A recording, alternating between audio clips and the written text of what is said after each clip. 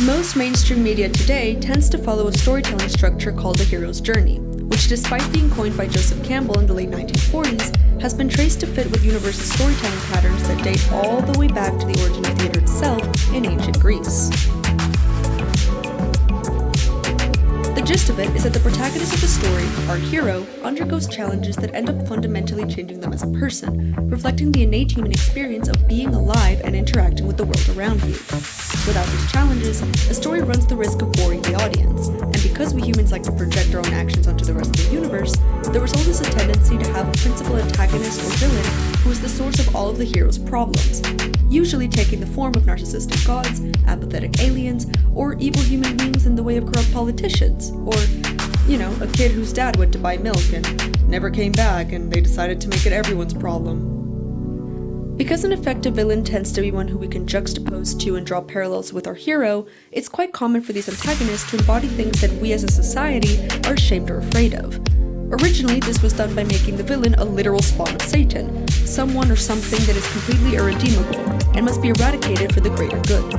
And so we have a wide range of case studies for villains whose entire characterization is based on the premise of stereotypes surrounding various mental illnesses, using their unstable psyche as a quote-unquote easy explanation for their immoral acts. But as society has continued to investigate the causes and potential treatments to these conditions, a cultural shift has led to a hunger for nuance, where although we still accept many villains as the bad guys, we also want to learn what it was that made them this way, longing to empathize with them as an exercise in coming to terms with our own insecurities and traumas. Consequently, many writers of contemporary film and TV have decided to make the villain's entire persona a literal metaphor for their, and the hero's, struggle with mental health, leading to the birth of iconic scenes like Max's running up that hill in Stranger Things Season 4, and the emotional hug during the final battle scene in Thunderbolts, which will be the two main case studies for today's video on the case for depression as a villain. V is for Vecna.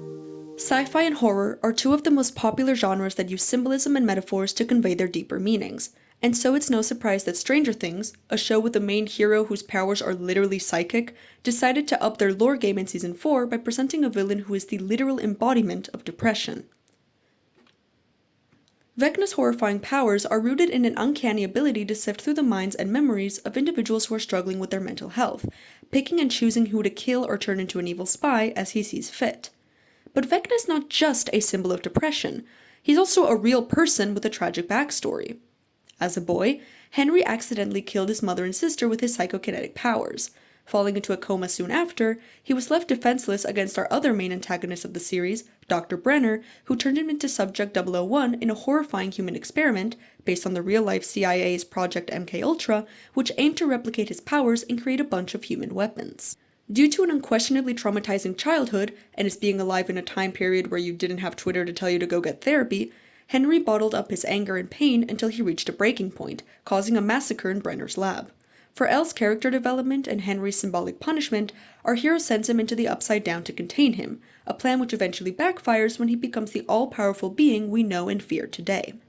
Now, while some contemporary viewers have expressed concern that by constantly humanizing our villains we run the risk of blindly excusing them for their actions, Stranger Things maintains that Vecna is very much not someone we should be rooting for by making him attack a fan-favorite character. We understand the events in his life that led to him lashing out and resorting to violence, but we are not meant to use this information as a justification. Vecna is the villain and we want to see him defeated. V is for Void. Society seems to be getting more and more comfortable with calling out the CIA's shady operations, because the MCU's Thunderbolts, or the new Avengers' Void, has a similar backstory to Vecna's. Originally a test subject for a top-secret experiment by CIA Director Valentina Allegra de Fontaine, a young man named Bob wakes up with no memory of what has happened to him, symbolizing the trauma response of blocking out painful memories, until his powers manifest again when he isolates himself, add that to the depressed bingo chart, in an attempt to protect his new friend group. Falling prey to De Fontaine's manipulative tactics, he is groomed into becoming her new get-out-of-jail-free card in the form of Sentry, a new superhero with the powers of all of the Avengers combined, sworn to protect the people of New York City. But his blonde hair and golden suit eventually get to his head, leading him to develop a god complex with which he finally stands up to De Fontaine's abuse as his alter ego, Void, emerges. a powerful villain who envelops the city in darkness, blinking citizens out of this realm of existence to trap them in the darkest corners of their own minds as a manifestation of depression. In contrast to Stranger Things, Thunderbolts presents a storyline where we are rooting for Bob to redeem himself, since it is not through flashbacks but real-time scenes that we learn of his pain and suffering. It is also important to note that because Void is an alter ego within Bob, it is easier to dissociate his mental illness from his quote-unquote real self, unlike Vecna, who physically already looks like a monster and is one sole entity. Mind fight. When the relationship between the hero and the villain is meant to represent an internal struggle with depression, clever writers have come to the conclusion that the best setting for an epic battle scene is inside of the characters' actual minds. Grieving for the loss of her abusive brother, Stranger Things' Max falls down a rabbit hole of self-isolation as she prepares for her potentially planned death. Her mental state and being part of the main group of people actively fighting against Vecna makes her the perfect target, and so her friends watch horrified as she floats into the air, far out of their reach. Grieving for the loss of her abusive brother, Stranger Things' Max falls down a rabbit hole of self-isolation as she prepares for her potentially planned death. Her mental state and being part of the main group of people actively fighting against Vecna makes her the perfect target, and so her friends watch horrified as she floats into the air, far out of their reach. Tired of fighting, she is fully prepared to submit to Vecna's powers until her friends find the cassette tape to Kate Bush's Running Up That Hill, A Deal with God, acting as backup vocals by crying out Max's name, reminding her that she's not alone as she runs back into their arms. Likewise, during the final battle against Void, Bob resorts to punching his alter ego, not realizing that by doing so, he is slowly being engulfed in darkness as well. So, Yelena and the rest of the Thunderbolts rush to him, embracing him in a group hug that pulls him out of this vicious cycle of negativity, returning light to New York City and their own minds. As similar as these two approaches may seem at first glance, there's actually a quite significant difference in terms of the actions undergone by the individual who is struggling. The visual motif of pulling out of one's own dark mind to return to reality, and the support required by those around the hero to perform this feat successfully, is depicted in both stories as the physical actions of running and hugging, a journey and a destination. But notice that while in both Stranger Things and Thunderbolts we get this emotional hug in the climax of the scene, the people doing the running are complete opposites. In Stranger Things, Max is the one who physically releases herself from Vecna's grip, running towards an opening in the red wasteland of her mind where her friends await her. Meanwhile, in Thunderbolts it's Yelena and the rest of the team who run towards Bob and initiate the hug, stopping him from further punching Void. This difference in choreography sends drastically different messages. In Stranger Things, the moral lesson we learn is that while one's loved ones can, and ideally should, be there to reach out to and support the distressed individual, there's only so much they can do. If Max had chosen to close her eyes against the memories that the song triggers in her mind, letting herself be taken over by Vecna, her friends would only have been able to stand back and watch as she died right before their eyes. It is her responsibility to pull herself out of her own mind and meet them halfway to the external help and support they are offering. However, in Thunderbolts, Bob doesn't try to pull himself out, instead leaving the responsibility of doing so to fall onto his friends as they physically dash towards him in his own mind, which is arguably both a bit of an unfair burden and just straight up unrealistic. In real life, nobody can simply walk up to your mind attic and process your childhood trauma for you.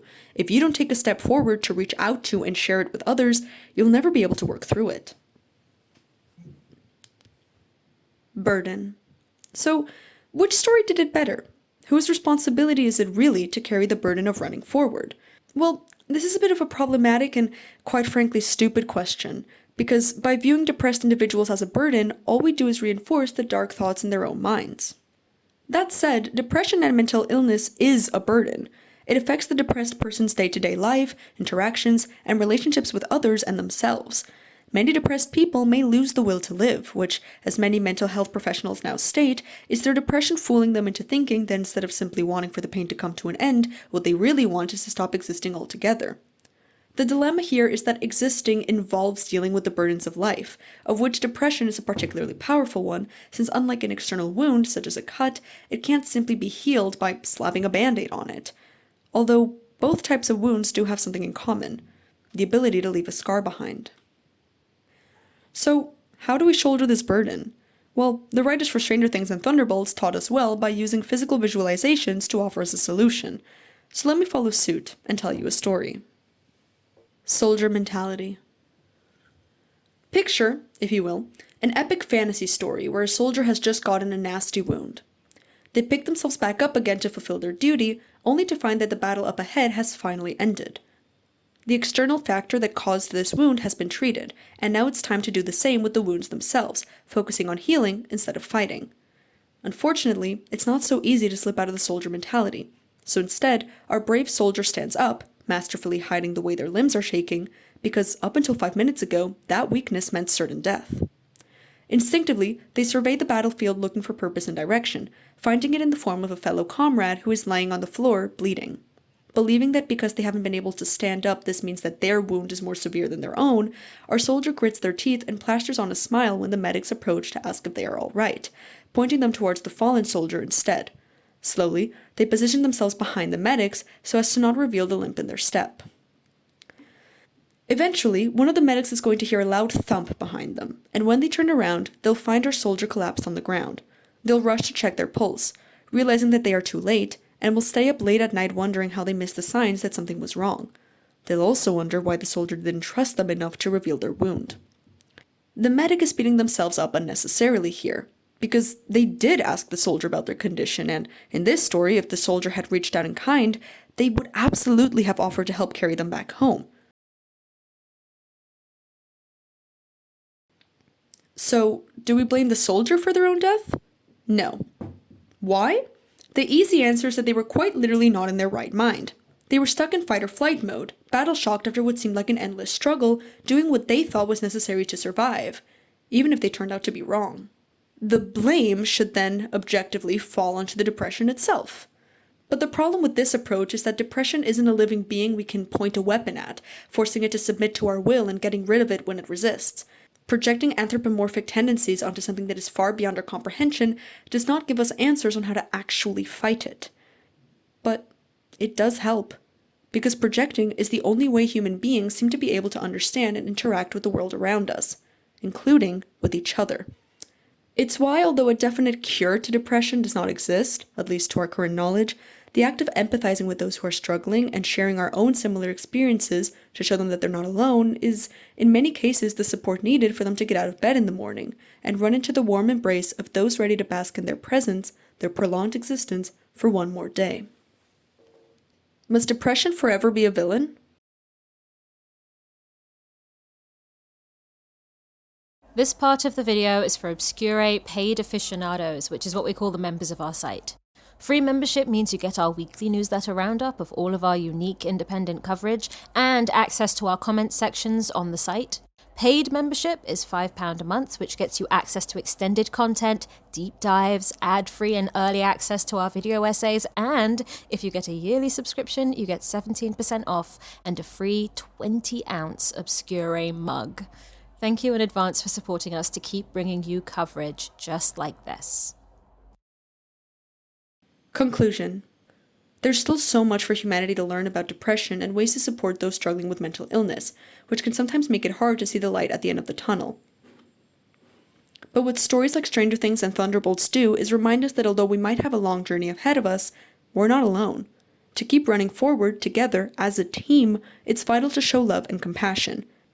And one of the best ways to do that is to continue having deeper conversations, both in real life and in fiction, about the burden we're carrying, so that we can figure out how to redistribute the weight evenly. Because as cliche as it is, friendship is magic.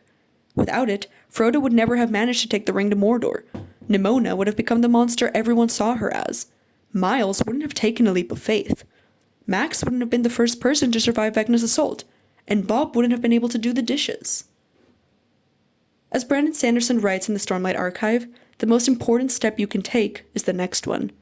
So as you take it, remember, life before death, strength before weakness, journey before destination.